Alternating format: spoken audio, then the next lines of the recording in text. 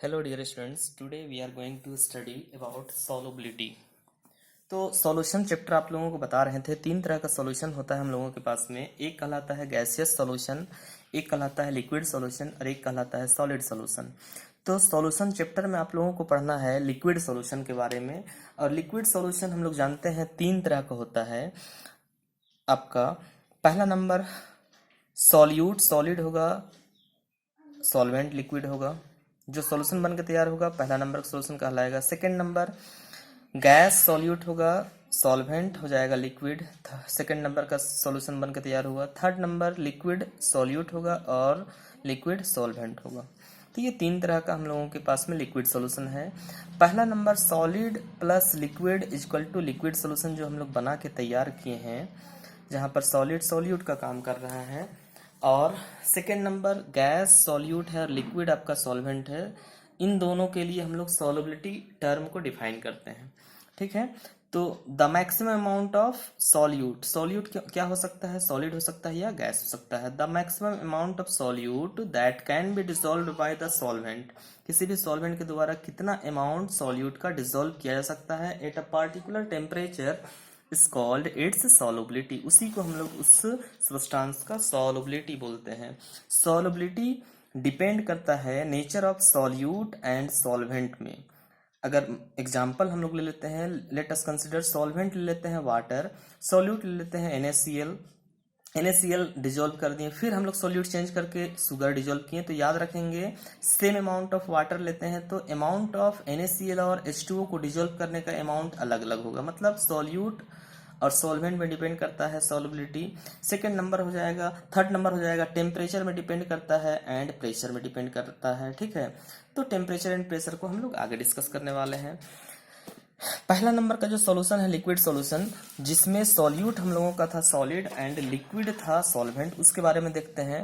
Solubility of A solid in a liquid, जहां पर solid solute का काम कर रहा है और लिक्विड सॉल्वेंट का काम कर रहा है। तो इसके बारे में हम लोग क्या जानते हैं कि polar solute dissolve in polar solvent का मतलब हो जाएगा लाइक डिजोल्व्स इन लाइक, और non polar solute dissolve in non polar solvent. Polar solute dissolve in polar solvent, non polar solute dissolve in non polar solvent, ठीक है। मतलब like dissolves like, एक जैसा चीज को डिजोल्व करेगा। जैसे वाटर आपके पास में जो है वो पोलर सॉल्वेंट का काम करता है, इसमें पोलर सॉल्यूट को ही मिक्स किया जा सकता है। NaCl को डिजोल्व कर सकते हैं, शुगर को डिजोल्व कर सकते हैं, लेकिन वाटर में नैप्थलीन और एंथ्रासीन को डिजोल्व नहीं कर सकते हैं।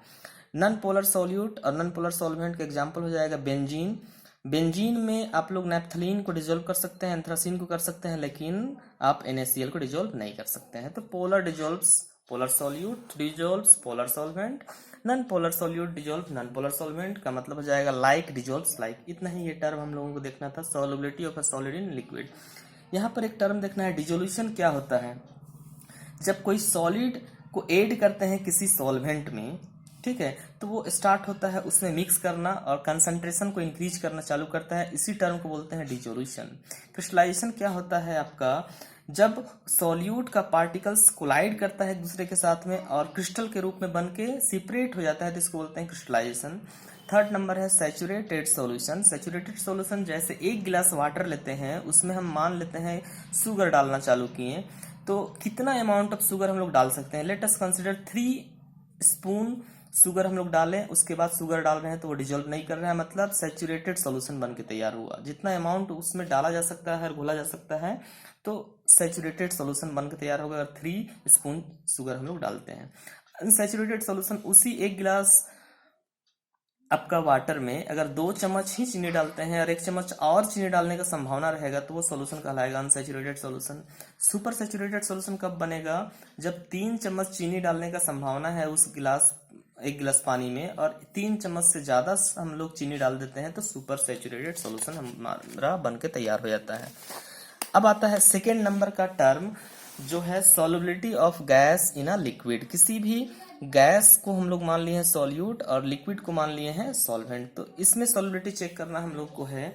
चलिए एक बर्तन में हम लोग वाटर ले लेते हैं, वाटर को हीट करते हैं, तो क्या देखते हैं वाटर का टेस्ट जो है पीने से चेंज हो जाता है। इसका रीजन क्या होता है कि टेम्परेचर इंक्रीज करने से जो गैस होता है वाटर में वो वेपोराइज कर जाता है, सबसे पहले वही वेपोराइज करता है। तो विथ इंक्रीज इन टेम्परेचर आपका गैस वेपोराइज करने का मतलब होगा सॉल्युबिलिटी डिक्रीज करता है किसी भी गैस का।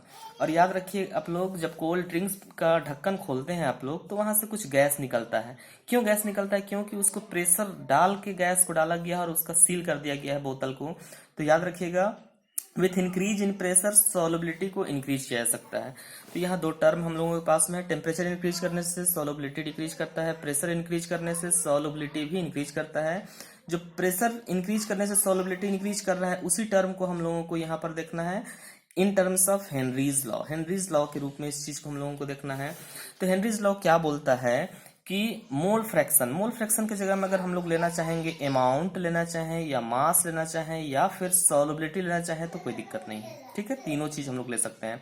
तो चलिए पहले सॉल्युबिलिटी चेक करते हैं। सॉल्युबिलिटी बोलते हैं तो solubility of the gas in the solution is proportional to the partial pressure of the gas over the solution. क्या बोल रहा है आपका कि कोई भी सॉल्यूशन आप ले लिए हैं, उस सॉल्यूशन में आपके पास में कोई गैस मिक्स कर दिया गया है, तो याद रखेंगे कि ऊपर में जो गैस का पार्शियल प्रेशर कितना पड़ रहा है, उसी में डिपेंड करेगा कि सॉल्यूशन के अंदर में गैस कितना आपके पास अवेलेबल है। ठीक है, ये टर्म बोल रहा है। तो सॉल्युबिलिटी को हम लोग मास भी बोल सकते हैं। तो कितना मास सॉल्यूशन के अंदर में है किसी गैस का, वो डिपेंड करता है कि उस गैस का पार्शियल प्रेशर सॉल्यूशन के ऊपर में कितना है। और इसी चीज को अगर हम लोग मोल फ्रैक्शन के रूप में लेना चाहेंगे तो ले सकते हैं आराम से। Mole fraction of the gas in the solution is proportional to the partial pressure of the gas over the solution. क्या मतलब हुआ कि कितना फ्रैक्शन गैस का सॉल्यूशन के अंदर में है, वो डायरेक्टली प्रोपोर्शनल होगा ऊपर में गैस का कितना प्रेशर पड़ रहा है उसका डायरेक्टली प्रोपोर्शनल होगा। तो क्या टर्म हम लोग लिख सकते हैं, x is directly proportional to p, जहां पर x हो जाएगा mole fraction of the gas in the solution और p हो जाएगा partial pressure of the gas over the solution. Gas का पार्शियल प्रेशर ऊपर में, सॉल्यूशन के ऊपर में हो जाएगा। इस चीज को आगे बढ़ाते हैं तो x इज इक्वल टू हो जाएगा k डैश p। यहाँ पर k डैश जो है वो कांस्टेंट है। और आगे बढ़ते हैं तो P इक्वल टू हम लोग लिख लेंगे 1/k dash x, P equal to KH x लिख लिए। ठीक है, यहाँ पर तक हम लोग लिखने के बाद यहाँ पर क्या जानेंगे कि KH जो है ये हेनरीज लॉ कांस्टेंट है। हेनरीज लॉ कांस्टेंट है। P हो जाएगा partial pressure of the gas over the solution. Solution के ऊपर में कितना प्रेशर पड़ रहा है गैस का। और x हो जाएगा mole fraction of the gas in the solution. Solution के अंदर में गैस का मोल फ्रैक्शन कितना है, वो है ये x। तो ये तीनों टर्म आपको हम डिफाइन कर दिए। अब ग्राफ लेते हैं एक, तो यहाँ देखते हैं हम लोग क्या है, p इंक्रीज करने से x इंक्रीज करता है। तो पार्शियल प्रेशर एक तरफ मोल फ्रैक्शन, जैसे जैसे पार्शियल प्रेशर इंक्रीज करेंगे वैसे वैसे मोल फ्रैक्शन आपका इंक्रीज करेगा। तो ये ग्राफ हो गया। यहाँ पर हम लोग क्या देखते हैं, अगर KH का वैल्यू यहाँ पर फिक्स है, अगर बढ़ाते हैं तो x का वैल्यू घटाना पड़ेगा, KH का वैल्यू को घटाते हैं तो x का वैल्यू को बढ़ाना पड़ेगा। तो यहाँ पर टर्म क्या लिखा गया है, higher KH lower solubility, lower KH higher solubility.